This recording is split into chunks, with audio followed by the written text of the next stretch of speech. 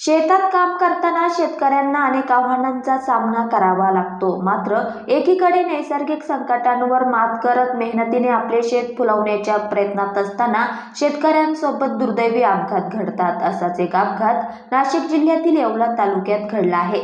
येवल्यातील कातरणीत एका भीषण घटनेत 27 वर्षीय तरुण शेतकरी महिलेचा ब्लोअर मशीनमध्ये केस अडकून मृत्यू झाला आहे. माधुरी दीपक सोनवणे असं मृत महिलेचे नाव आहे. शेतात औषध फवारणी करत असताना ब्लोअर मशीनमध्ये पाणी भरताना हा अपघात घडला. मशीनच्या पंख्यात केस ओढले गेल्याने माधुरीच्या डोक्याला गंभीर दुखापत झाली आणि उपचारादरम्यान तिचा मृत्यू झाला. या घटनेने संपूर्ण परिसरात हळहळ व्यक्त होत आहे. दरम्यान या तरुण शेतकरी महिलेच्या अकाली आणि दुर्दैवी मृत्यूमुळे येवला तालुक्यासह संपूर्ण परिसरात शोककळा पसरली आहे. शेती कामादरम्यान झालेल्या या अपघाताने अनेकांना धक्का बसला आहे. ब्लोअर मशीन सारख्या उपकरणाचा वापर करताना अधिक खबरदारी घेण्याची गरज या घटनेतून अधोरेखित झाली आहे.